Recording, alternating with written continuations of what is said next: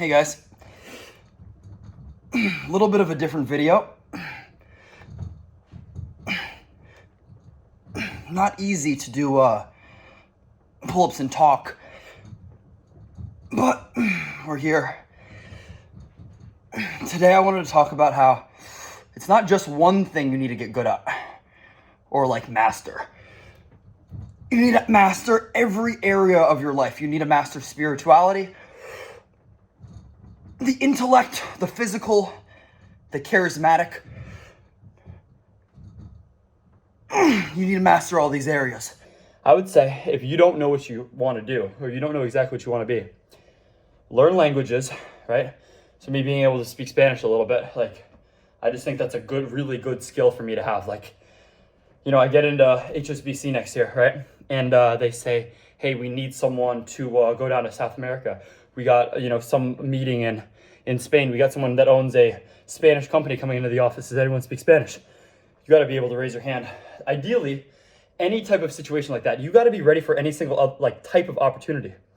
That's what I'm saying. If you don't know what you want to be, you don't know what you want to do, you got to put yourself into a position where opportunities arise, where you're given responsibilities, and you got to be able to fucking conquer them. You got to be able to do the job needed to be done. So I think you got to be able to know languages. You got to be versatile. You got to know about everything. My goal, by doing the podcast, by doing YouTube videos, by just being a human being, I want to have someone say something to me. Random person on the street, to a professor, they reference something. I need to have an interesting, well-informed either point of view or add on something, a carry-on thing to say to that, right? So if someone, talks about war, I need to reference Eisenhower's speech about the military-industrial complex. I need to be able to, balance both sides of the equation, right? So, hold on. I don't know. I haven't made up my mind on a lot of these issues like taxes and immigration. I don't really know. I genuinely don't know what my thoughts are on those. But I think by having informed perspectives that you're able to communicate clearly, you will be taken much more seriously. And you got to speak up for yourself. You really have to speak up for yourself. So much of where I am is just saying yes to the situation, to applying for the thing that, why am I even doing this? Just do it. If you don't have, a parent telling you that you're capable of anything and helping you along the way, man, you got to figure out how to do it for yourself, or you got to figure out some sort of routine to set up for yourself, because you got to become just a beast, bro.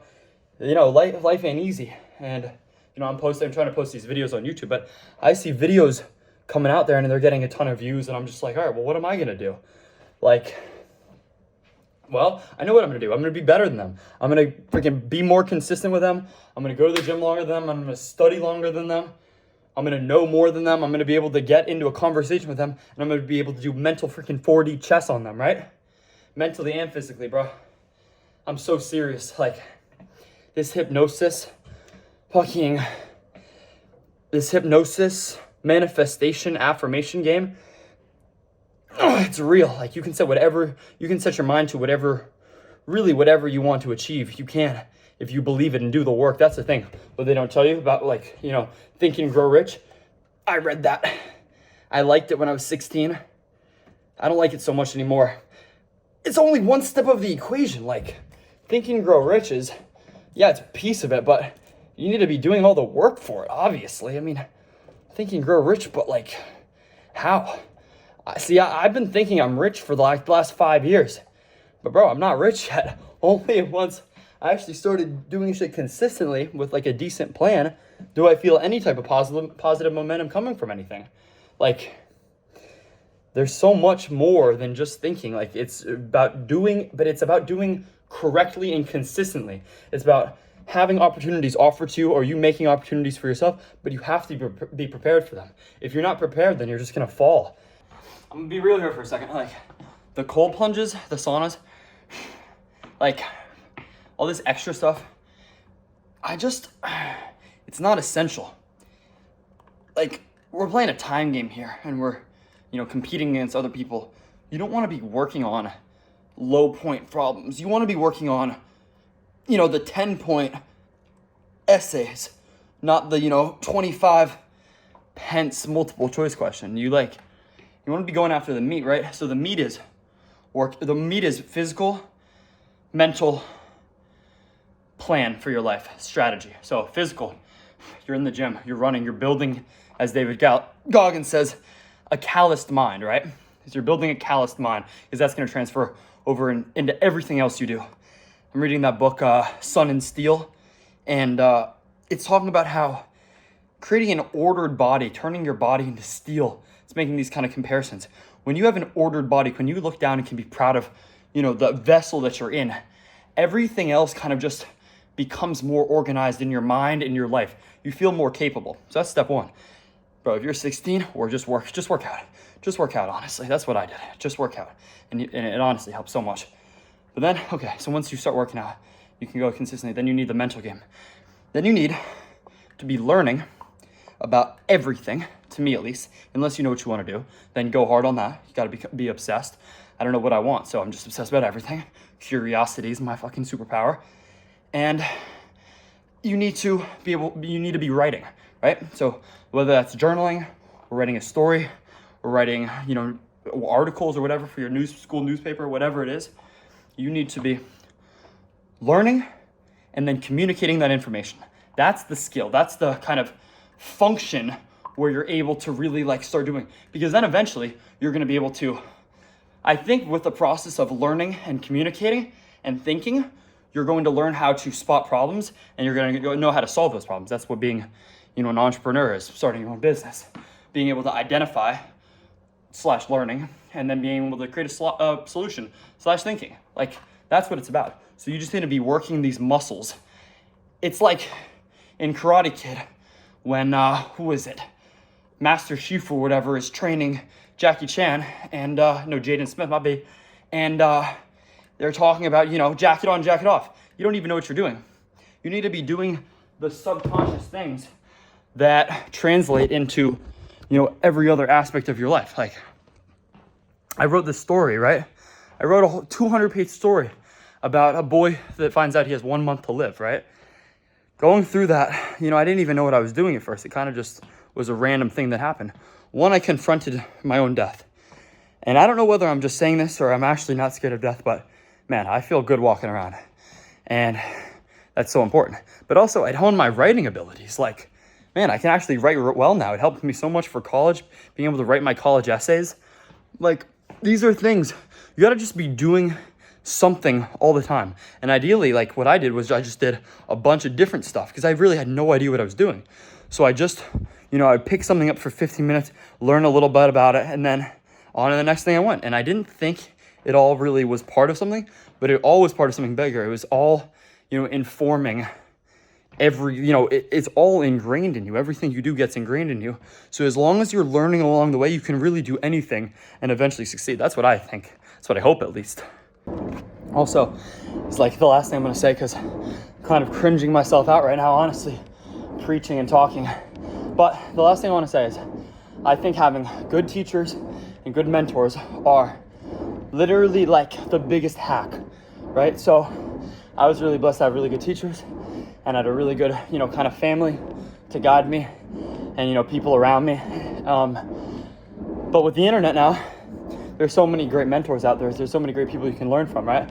So I'm glad Jordan Peterson, I'm glad Andrew Tate, I'm glad, these people that are serious people are, out there sharing their information. That's the best thing that I think someone can do, someone that's done it, sharing that information with others, inspiring them, but also, showing them the way, right? That's the Master Shifu. So I haven't really done anything, so I can't really show you guys what I've done yet. If anything, this is just showing you the kind of the mindset of what you, kind of a mindset I feel conducive for success, conducive for happiness, conducive for meaning, for love, for truth, for, for a good life, right? But I got that by, kind of really focusing on who the 5 people I'm spending the most time listening to, learning from, just being around. And those don't have to be people that you actually know. That's the crazy thing about the internet and books. The person you spend the most time around And hence the person you could, be the most like could be Dostoevsky. Like, if you just bury yourself in Brothers Karamazov, like, you could be most like Alyosha. Like, you choose that. So, as someone that hasn't really done anything with their life, I mean, I'm in Georgetown, I'm going to work at HSBC, I got a strong mind, but this is just all, those are all things that I probably would have gotten, anywhere. I've been handed a great life. How much of this is really my fault? Let's be real, and I haven't actually done anything I can actually show you guys. The only thing I've done is feel like, become, build my mind up. Be smart, be funny, all this stuff. So you gotta be reading, right? You gotta be listening to podcasts. And I know you guys are a lot of listening to podcasts, but you gotta switch from part of my take to, and no offense, but you gotta switch from just garbage to the psyop, bro. And maybe my most popular opinion, sports are a fucking psyop, bro. Sports are a psyop. Literally everyone's focused on something that has makes no sense, bro. I played sports. They're the biggest, rooting for a team that doesn't even know you. I guess it's a sense of community, but there are just way better senses of community out there. I don't get it. Maybe I'm the fucking wrong one. But the point is to be really focused on what actually matters, right? So you should be listening to Andrew Huberman, Lex Friedman, who else is even out there? You should be listening to Rogan, the people that he has on. And then you should also be listening to comedy. You should be listening to Matt and Shane. You should be listening to Theo. You need to be able to reference things. This is how you make friends, to be able to tell funny stories. Especially for someone that just either doesn't have a lot of friends or is looking to become more social. Listen to the people and learn from that you think are funny, that you would want to hang out with, that you admire, right? It's simple, but I don't know. And also, I'm kind of just cringing myself out because I hate preaching. But I don't know. I've been watching this dude on YouTube. What's the dude that posts the aggression talks? Those are fucking money, right? So why does he get to do that and I can't? He's fucking 19, I'm 21, right? I've been doing this longer than he has. He's ripped though, I ain't gonna lie. He's a beast. Fuck with him. But I need you guys to fucking, what Tate says. He wants to build an army. He wants to, get everyone on his side rich and strong and powerful for, so the people can't control us and take over the world. That's what I want. I want a community of like-minded fucking just badasses, intellectual badasses, physical badasses, spiritual badasses. We're in an information age where you can learn anything. And that should be enabling, exponentially more Einsteins, right?